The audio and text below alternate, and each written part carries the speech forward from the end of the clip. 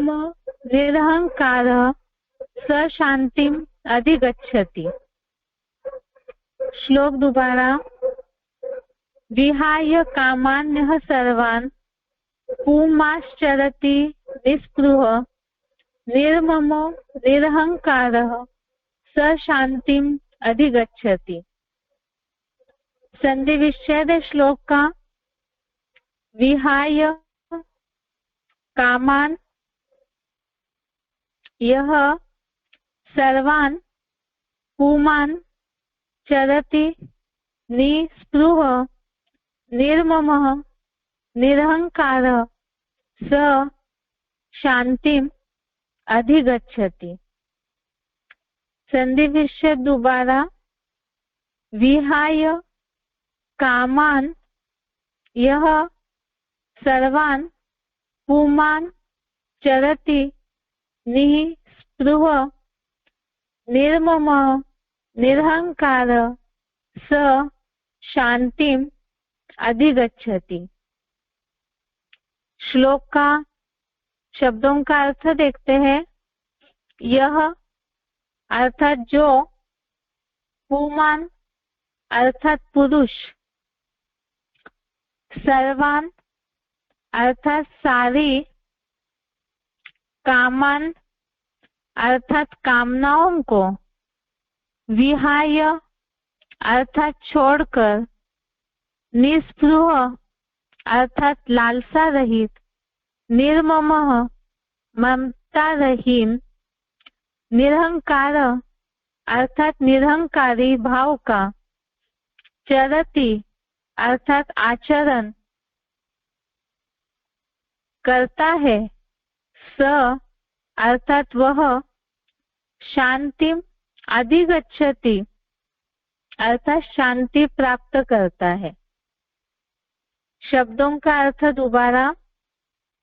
यह अर्थात जो, पुमान अर्थात पुरुष, सर्वान अर्थात सारी, कामान अर्थात कामनाओं को, विहाय अर्थात छोड़कर, निस्पृह अर्थात लालसा रहित, निर्मम अर्थात ममताहीन, निरंकार अर्थात निरंकारी भाव का, चरति अर्थात आचरण करता है, स अर्थात वह, शांतिम अधिगच्छति अर्थात शांति प्राप्त करता है।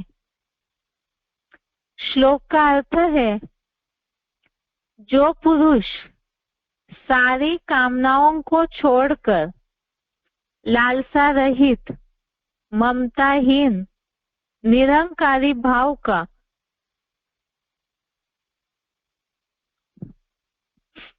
आचरण करता है, वह शांति प्राप्त करता है।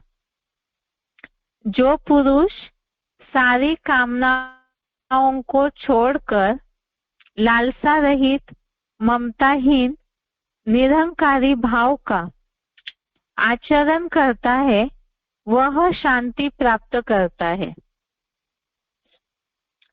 कल के श्लोक में भी हमने इस बात को देखा, शांति प्राप्त होने का रास्ता बताया था कल के श्लोक में, कि सारी जिनकी कामनाएं हैं, इच्छाएं हैं, वो एक शिव बाबा में ही प्रवेश कर जाती है। अर्थात ही पुरुषार्थी जीवन में एक शिव बाबा, दूसरा न कोई, बाकी सब इच्छा मात्र अविद्या, ऐसी जो स्थिति को प्राप्त करते हैं या ऐसे पुरुषार्थी बनते हैं, तो उनको ही शांति की अनुभूति हो सकती है। इसी तरह से आज के श्लोक में भी, आज दुनिया में सभी शांति के लिए ही परेशान है। वैसे तो कहा जाता है दुनिया में भी कि शांति गले का हार है। यदि गले का हार है तो फिर भी लोग आज की दुनिया में अशांत क्यों है? जो कि शांति यज्ञ करते हैं, विश्व शांति सम्मेलन करते हैं, जो भी शांति के लिए अलग अलग प्रकार से उपाय अपना रहे हैं, मेडिटेशन करते हैं, बहुत सारे तौर तरीके अपनाते हैं, लेकिन शांति की अनुभूति करने का मूल रास्ता कोई भी नहीं जानते हैं। जो आज के श्लोक में भावार्थ में यही बात बताई है, इसके पहले भी हमने जितने भी स्थिरता वाले श्लोक देखे हैं उसमें भी यही बात, गीता भगवत गीता का सार ही यही है, 5 विकारों से मुक्ति हो जाए तो स्थिरता भी आ जाएगी, और स्थिरता आएगी तो शांति आएगी, और शांति में सुख समाया हुआ है। अब आज के श्लोक में जो बात बताई है कि जो पुरुष सारी कामनाओं को छोड़कर, अर्थात इच्छाओं को छोड़कर लालसा रहित, कामनाएं हैं, और इसके पहले हमने श्लोक में देखा इच्छाएं हैं, कामनाएं हैं, तो क्रोध जरूर आएगा। कामाग्नि कहा जाता है, क्रोध की अग्नि कहा जाता है, और जब ऐसी अग्नि में कोई जल रहा है तो वो शांति की अनुभूति कैसे कर सकता है। इसीलिए भगवत गीता में बताया कामनाओं को छोड़कर लालसा रहित, लालसा अर्थात ही लोभ, जो भी चाहिए की इच्छाएं रहती है वो इच्छाओं की पूर्ति नहीं होती है, तो ये लालसा अर्थात लोभ है, जिसे लालच कहा जाता है।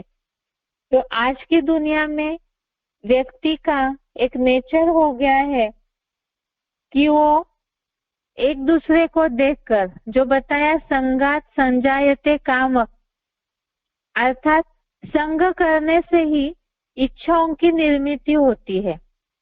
वास्तव में एक दूसरे के देखा देखी ही लोभ की प्रवृत्ति बढ़ते जाती है। 16वें अध्याय में इसका बहुत अच्छे से वर्णन किया हुआ है, अध्याय 16 में, कि आज कलयुगी दुनिया में आसुरों के लक्षणों में ये बात बताई है कि आज मुझे ये मिल गया, कल ये चाहिए, वो चाहिए। इस तरह से लोभ जो है वो बढ़ते ही रहता है, और लोभ के कारण मन में शांति की अनुभूति कभी नहीं होती है। इसीलिए वैसे तो दुनिया में इस बात को लोग जानते हैं कि हर समय समाधानी होना चाहिए, संतुष्टता का भाव होना चाहिए, क्योंकि जो भी हमें मिला है, हमारे पास है, उसी में संतुष्ट रहते हैं, तो अपने आप ही दुनिया के हिसाब से भी वो कुछ ना कुछ संतुष्टता के आधार से ही उन्हें कुछ ना कुछ सुख की अनुभूति होगी। लेकिन यहाँ भगवत गीता में जो बताया है, इस तरह का आचरण हो लालसा रहित, अर्थात लोभ को छोड़ना, लालच या लालसा को पूरी तरह से छोड़ना, ममताहीन, ममता अर्थात मोह ममता कहा जाता है, और मोह के लिए मुरलियों में भी शिव बाबा बोलते हैं, मोह सकल व्याधि कर मूला, अर्थात मोह जो है पदार्थों से, व्यक्तियों से, संबंधी संपर्कों से, जहाँ कहीं भी मन बुद्धि का अटैचमेंट जुड़ा हुआ है, तो अनेक जगह मन बुद्धि बिखरी हुई होने के कारण उससे भी शांति की अनुभूति नहीं हो सकती, क्योंकि मन बुद्धि का बिखराव जहाँ अनेक जगह भटक रहा है। 16वें अध्याय में हमने इस बात को पढ़ा है, अनेक विचारों में भटके हुए, तो लालसा है तो भी अनेक विचारों में भटकेंगे, ममता मोह कहीं अनेक जगह जुड़ा हुआ है तो भी अनेक विचारों में भटकेंगे, और इस तरह से जहाँ विचारों में भटकते हैं तो शांति की अनुभूति कैसे हो सकती है। ऐसे ही निरंकारी भाव, निरंकारी भाव अर्थात अहंकार न हो, तो आज अगर लालसाए मोह इसको थोड़ा परसेंटेजली जीत भी ले, तो कई बार देह अभिमान के कारण अहम होता है, और ये जो अहम है, मुरलियों में शिव बाबा बोलते हैं, देह अभिमान जो है वो अपमान जरूर कराएगा। एक तो है कि अपनी वाणी के द्वारा स्पष्ट बोल करके किसी को डाउन करना, ये भी अहंकार हो गया। लेकिन कई बार जैसे मुरलियों में शिव बाबा बोलते हैं कि माया कोई मुख से नहीं बोलती है, एक्ट ऐसी करती है। तो अहंकार के लिए बोला है शिव बाबा ने मुरलियों में, अव्यक्त बाप दादा ने भी बोला है कि बाकी और जो विकार है उन्हें फिर भी माफी मिल जाएगी, लेकिन अहंकारी जो है उन्हें माफी नहीं मिलती है। तो इसी आधार से अहंकार तब आता है जब अति का देह भान हो। और ऐसा अभिमान जो है औरों का, चाहे वाचा से न भी अपमान करे, अपने एक्टिविटी से, वाइब्रेशन से, दृष्टि से इस तरह की कोई एक्ट करते हैं जिससे भी सामने वाले का अपमान करते हैं, तो ऐसे भी शांति को नहीं प्राप्त कर सकते हैं। इसीलिए भगवत गीता में ये पांचों विकारों से रिलेटेड बात बताई। हमने 16वें अध्याय के कुछ श्लोक देखे थे, उसमें भी ये बात आई है। आसुरी लक्षणों में एक तो अहंकार, बल, घमंड, इस तरह की जो बातें बताई है, ऐसे अगर है तो अनेक विचारों में भटकते हैं और मन की शांति पहले है। और मन की शांति तभी अनुभव होगी जब विचारों पे कंट्रोल होगा। और ये अनेक विचारों में भटकने का कारण है मूल 5 विकार। और 5 विकारों का जो आचरण करता रहेगा तो शांति की अनुभूति कैसे कर सकता है। ये तो इस श्लोक का जो सामान्य अर्थ है वो है, ये सारे विकारों को जो छोड़ता है, लालसा रहित, ममताहीन, कामनाओं को जो यहाँ ही छोड़ देता है, वो शांति की प्राप्ति करता है। एक बार इस श्लोक के अर्थ को क्लैरिफिकेशन से ही देखते हैं। जो पुरुष सारी श्रीमत विहित सांसारिक भौतिक कामनाओं को यहाँ ही छोड़कर लालसा रहित, ममताहीन और निरंकारी भाव का श्रेष्ठ आचरण करता है, वह दीर्घकालीन नैष्टि की परम ब्रह्म की शांति प्राप्त करता है। जो पुरुष सारी श्रीमत विहीन सांसारिक भौतिक कामनाओं को यहाँ ही छोड़कर लालसा रहित, ममताहीन और निरहंकारी, निर्वाण, नम्र चित्त भाव का श्रेष्ठ आचरण करता है, वह दीर्घकालीन नैष्टि की परम ब्रह्म की शांति प्राप्त करता है। अब कईयों की बुद्धि में, जैसे कि सन्यासी है, वो भी इस बात को बोलते हैं कि निर्वाण धाम जाना है, पार निर्वाण चला गया, तो सोचते हैं कि इस तरह से शरीर छोड़ करके ही जो जाते हैं तब ही शांति प्राप्त हो सकती है।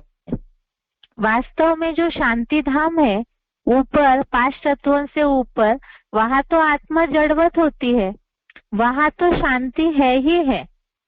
लेकिन वहां जाने के लिए भी तो जब तक निर्विकारी न बने तब तक उस परम धाम में भी कोई नहीं सकते हैं। और बाकी रही बात, इस दुनिया में ही अशांति की दुनिया है और इस अशांति की दुनिया में ही सब शांति के लिए प्रयास कर रहे हैं।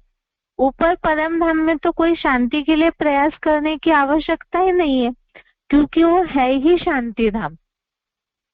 इसीलिए वास्तव में जो मुरलियों में शिव बाबा ने बोला है, तुम बच्चों को परम धाम को इसी सृष्टि पर उतार लाना है, और परम धाम ही शांति धाम है। और ऐसे धाम में जहाँ बुद्धि टिकेगी तब ही शांति की अनुभूति हो सकती है। लेकिन वो करने के लिए इस अशांति की दुनिया में रहते हुए शांति की अनुभूति हो, जो बोला हुआ है यहाँ भावार्थ में, दीर्घकालीन नैष्टि की परम ब्रह्म की शांति, अर्थात ऐसी लंबे समय की, दीर्घकालीन अर्थात लगातार की, जिसे निरंतर की चिर शांति बोला जाता है। तो ऐसी स्थिर वाली शांति जो है वो प्राप्त करने के लिए इसी दुनिया में जिसे जीवन मुक्त अवस्था बोला जाता है, तो वो अवस्था प्राप्त करने के लिए, मन शांत करने के लिए, और जो बोला हुआ है शांति गले का हार है, लेकिन वो हम ढूंढ नहीं पा रहे। शांति अपने पास ही है, सब जानते हैं शांति गले का हार है, लेकिन उसे इमर्ज कैसे करे, तो उसका रास्ता ही भगवत गीता में बताया है कि जो पुरुष सारी श्रीमत विहीन सांसारिक भौतिक कामनाओं को, अर्थात श्रीमत के बरखिलाफी या श्रीमत विहीन, श्रीमत को छोड़ करके जो सांसारिक भौतिक कामनाएं हैं, इस दुनिया की जो विनाशी दुनिया है उसकी पंचभूतों से जुड़ी हुई, कल हमने सिलेक्टेड पॉइंट में समझा था, भौतिकता अर्थात ये जो पंचभूतों से, पंच तत्वों से जुड़ा हुआ संसार है, तो उस सांसारिक भौतिक कामनाओं को यहाँ ही छोड़कर, क्योंकि भौतिकता पंच तत्व ये विनाशी है और उससे जुड़ी हुई जो कामनाएं है वो भी अविनाशी कैसे हो सकती है, तो ऐसी जो विनाशी कामनाएं हैं उनको यहाँ ही छोड़कर जो लालसा रहित, लोभ के लिए बताया ये चाहिए वो चाहिए, लालच के लिए दुनिया में भी कहते हैं लालच बुरी भला है, बहुत बुरा है, जो बहुत पाप करवाता है। मोह के लिए बताया ममताहीन, अर्थात ही मोह जो है वो भी कहीं ना कहीं बुद्धि के अटैचमेंट के कारण अशांति दिलाता है। और निरंकारी के लिए तो बताया है निर्माण और नम्र चित्त, अर्थात निर्माण का मतलब जो मान मर्तबे से परे हो। निर्माण के दो अर्थ अव्यक्तवाणियों में बाप दादा ने बताए हैं। एक तो निर्माण वो है जिसे अपने मान मर्तबे की परवाह नहीं होती, और दूसरा निर्माण होता है जो क्रिएशन के हिसाब से निर्माण करने की भावना। यहाँ निरंकारी भाव के हिसाब से बताया है कि जिसे कोई मान मर्तबे की परवाह न हो और नम्र चित्तपना हो, झुकने के संस्कार हो, तो ऐसे भाव का जो श्रेष्ठ आचरण करता है, तो ये तभी हो सकता है जब आत्मा बिंदी की स्टेज में पूरी तरह से टिकते हैं, क्योंकि देहभान है तो उससे ये सब विकार जुड़े रहते हैं। आत्मिक स्टेज में इन विकारों का कोई कनेक्शन ही नहीं है। तो इसीलिए बताया ऐसे जो सांसारिक कामनाओं को छोड़ता है और साथ में ही लालसा रहित, ममताहीन, निरहंकारी, निर्माण और नम्रचित्त भाव का आचरण, श्रेष्ठ आचरण करता है, वह दीर्घकालीन नैष्ठिकी परम ब्रह्म की शांति प्राप्त करता है। तो फिर यहाँ पुरुषार्थी जीवन में भी अनुभूति होनी चाहिए। इसी से रिलेटेड 18वें अध्याय का 53 नंबर श्लोक देखिए, अध्याय 18 श्लोक नंबर 53। इस श्लोक में 18वें अध्याय के 53 नंबर श्लोक में भी इसी बात को और क्लियर बताया हुआ है कि इस तरह की शांति को कब प्राप्त कर सकते हैं। 18वें अध्याय का 53 नंबर श्लोक, इसमें ये बात आई है, अहंकारम बलम दर्पम कामम क्रोधम परिग्रहम विमुच्य निर्मम शांतो ब्रह्म भूयाय कल्पते।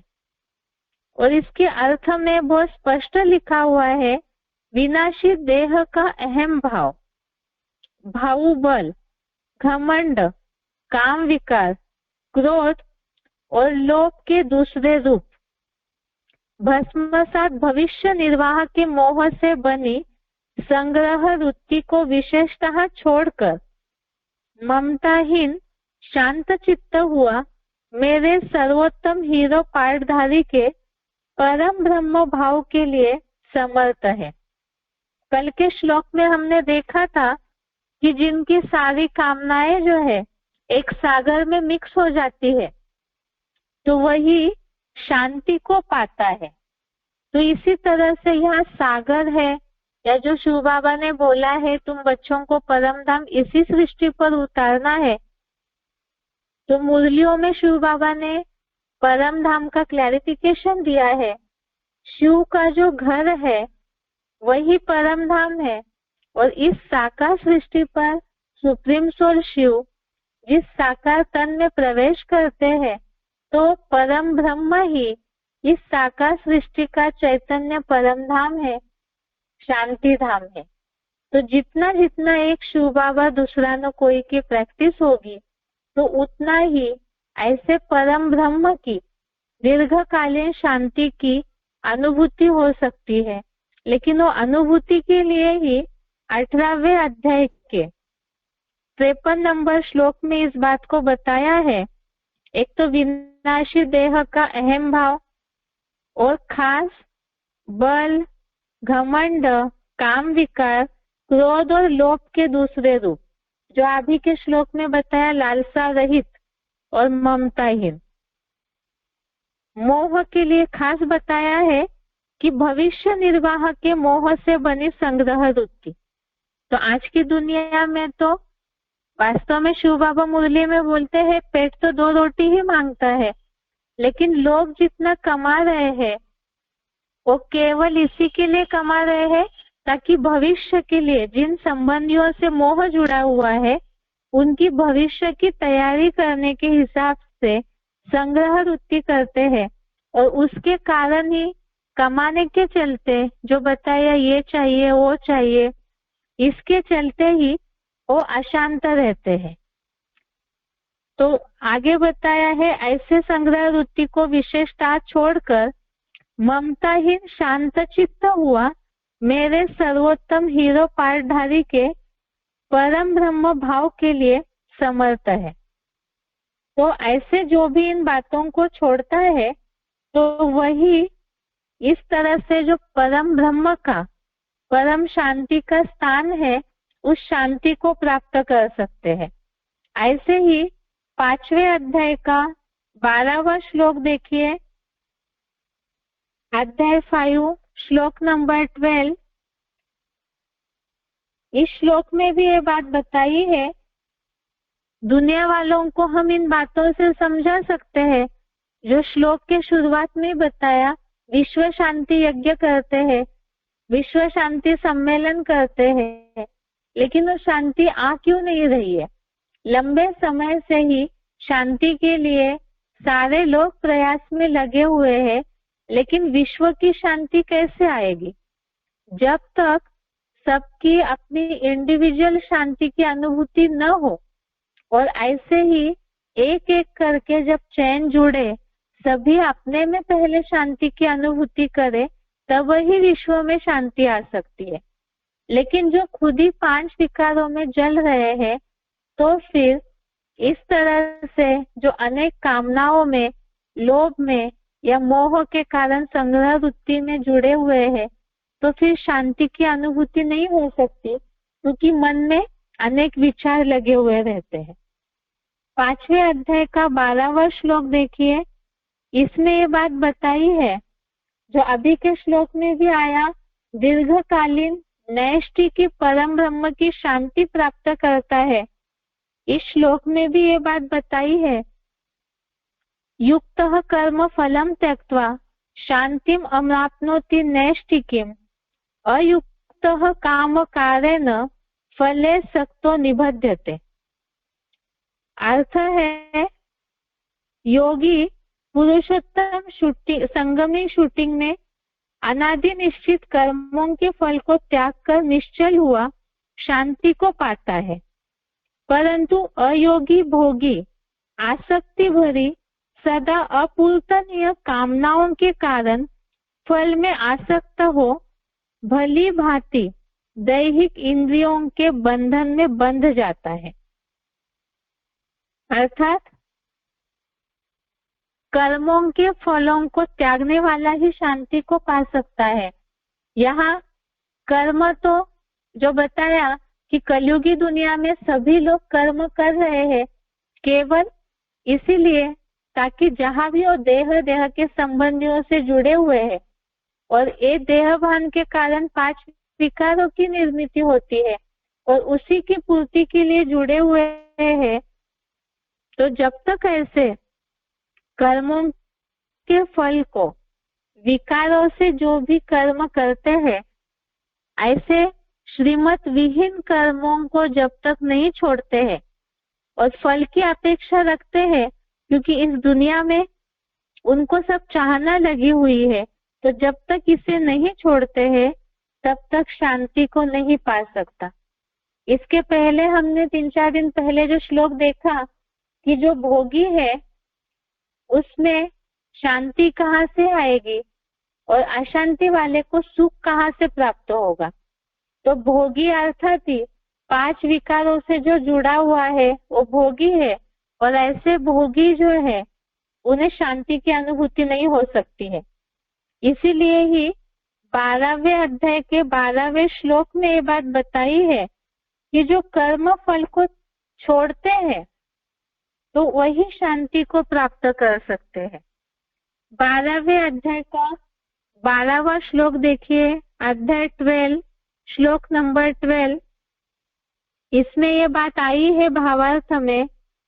श्लोक देखिए, श्रेयो हि ज्ञानम अभ्यासात ज्ञानात ध्यानम विशिष्यते ध्यानात कर्म फल त्यागः त्यागात शांति ही अनंतरम। इसमें खास बताया है कि अभ्यास से ज्ञान श्रेष्ठ है और ज्ञान मंथन, अभ्यास से ज्ञान श्रेष्ठ है। ज्ञान सुनने पढ़ने से चैतन्य ज्ञान सागर के एडवांस गीता ज्ञान का मंथन विशेष है।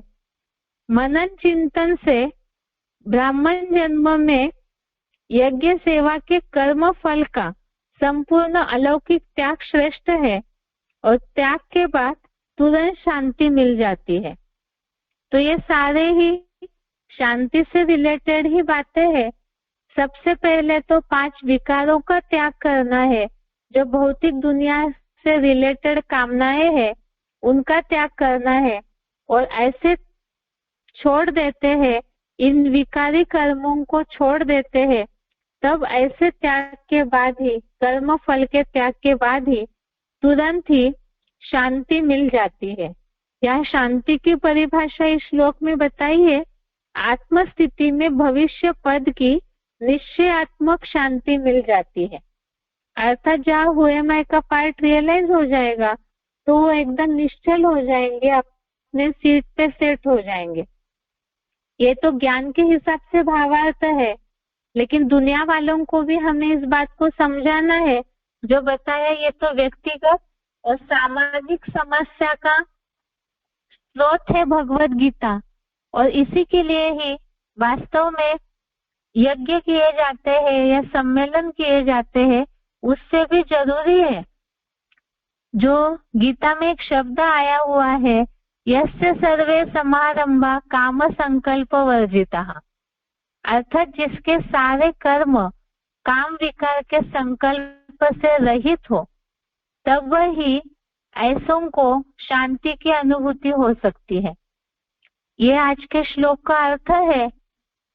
एक बार इसका उच्चारण सुनते हैं, इस श्लोक से रिलेटेड कुछ पॉइंट्स है, उसे देखेंगे।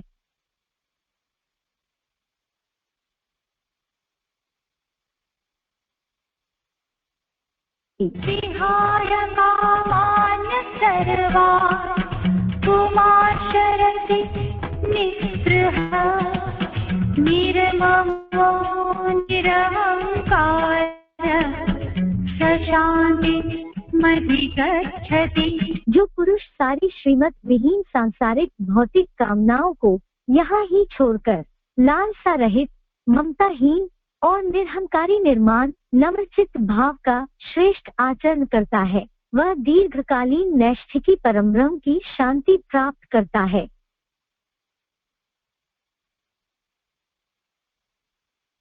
विहाय कामान् सर्वान् पुमाचरति निःस्पृहः निर्ममो निरहंकार स शांति मधिगच्छति। जो पुरुष सारी श्रीमत विहीन सांसारिक भौतिक कामनाओं को यहाँ ही छोड़कर लालसा रहित, ममताहीन और निरहंकारी निर्माण नम्रचित्त भाव का श्रेष्ठ आचरण करता है, वह दीर्घकालीन नैष्ठिकी परम ब्रह्म की शांति प्राप्त करता है।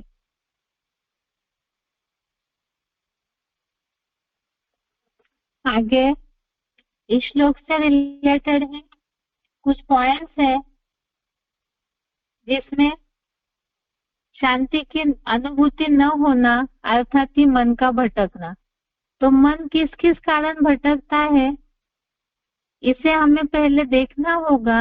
ये बहुत सूक्ष्म चीजें हैं जिसे अनुभव करने के बाद ही हम शांति की अनुभूति कर सकते हैं।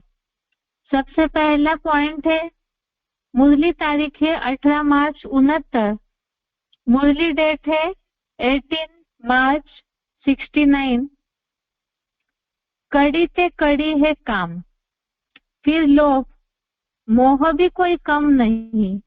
लोभ मोह होने से भी जैसे कि बंदर बन जाते हैं, बंदर में विकार होते हैं ना, इसलिए दिखाते भी है सूरत मनुष्य की सीरत बंदर की। पॉइंट दोबारा देखते हैं, मुरली तारीख 18 मार्च 69, कड़ी ते कड़ी है काम, फिर लोभ मोह भी कोई कम नहीं। लोभ मोह होने से भी जैसे कि बंदर बन जाते हैं, बंदर में विकार होते हैं ना, इसलिए दिखाते भी है सूरत मनुष्य की सीरत बंदर की। बंदर के लिए तो मुरलियों में भी शिव बाबा बोलते हैं, जो देखा होगा कि वो कभी भी स्थिर नहीं बैठ सकता है बंदर। सबसे ज्यादा चंचल प्राणी बंदर को दिखाया जाता है। और पॉइंट में बोला हुआ है, भले ही मनुष्य की आकृति है, लेकिन आज सभी मनुष्य बंदर की तरह चंचल चलन वाले हो गए हैं।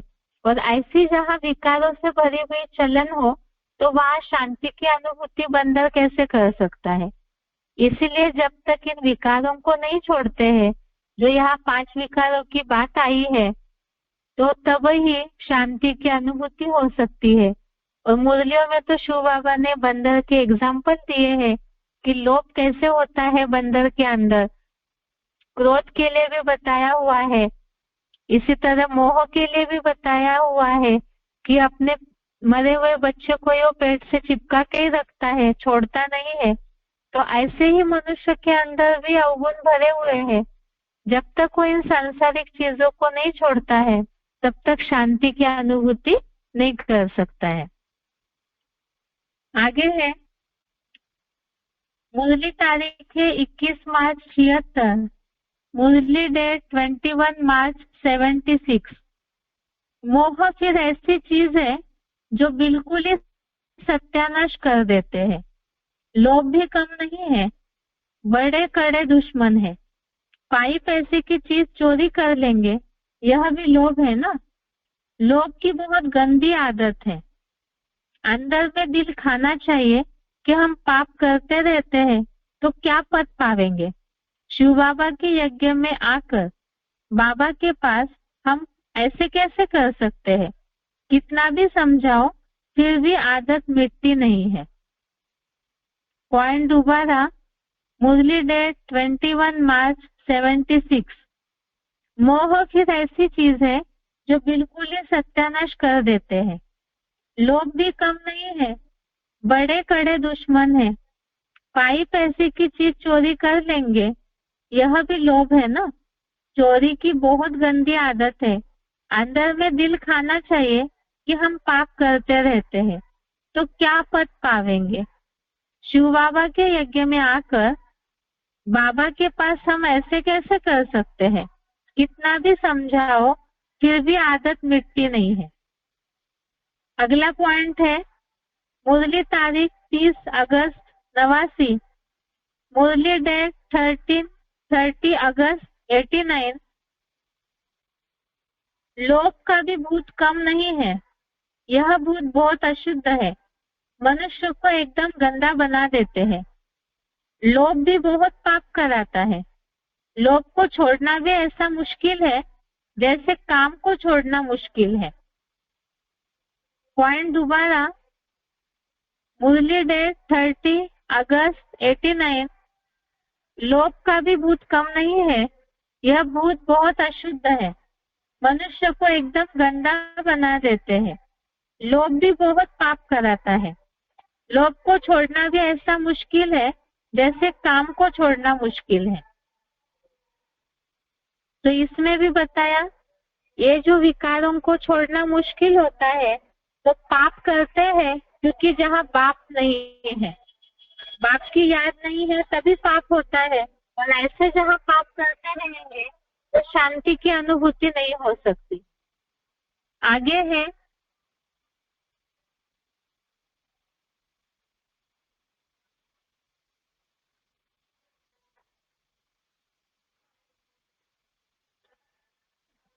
मुरली तारीख है, अव्यक्तवाणी की डेट है 24 मार्च 82, अव्यक्तवाणी डेट 24 मार्च 82।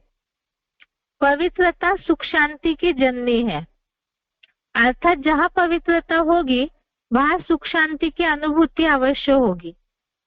रूहानी स्थिति में जो भी पवित्रता को खोता है उसके अंदर क्यों, क्या और कैसी उलझन होती है।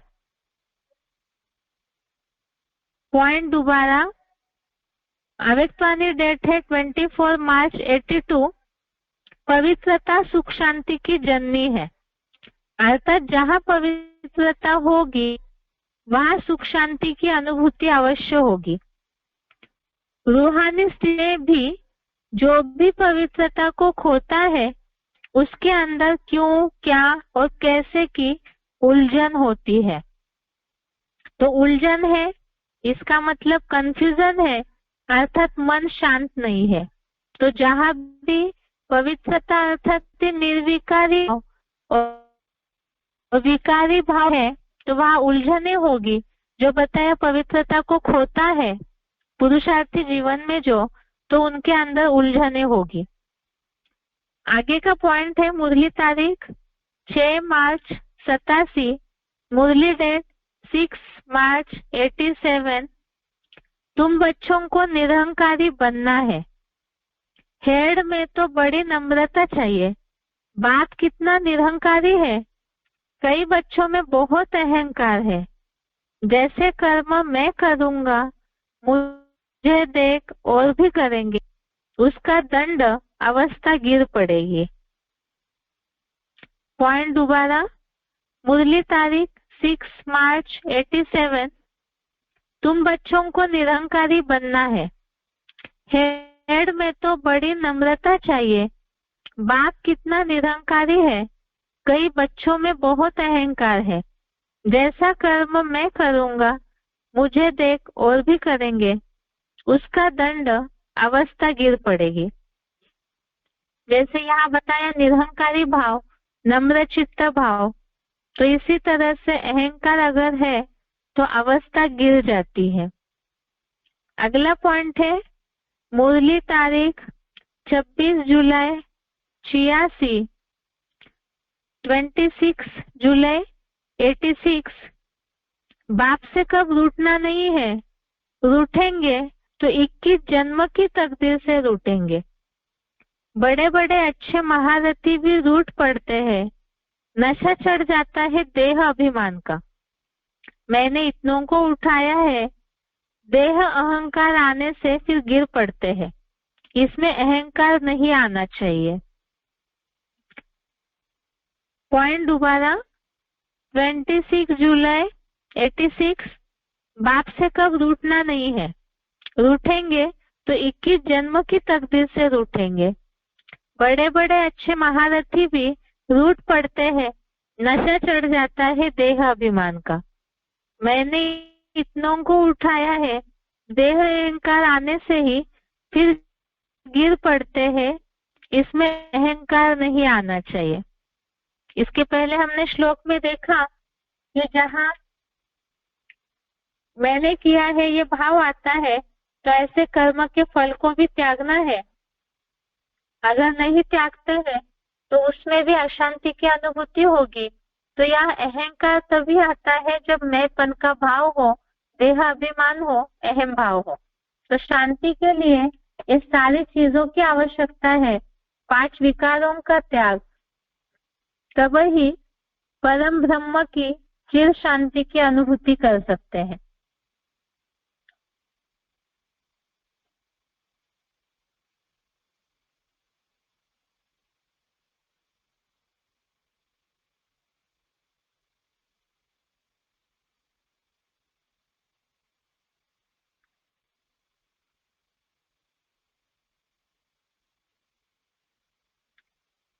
ये आज के श्लोक का अर्थ है।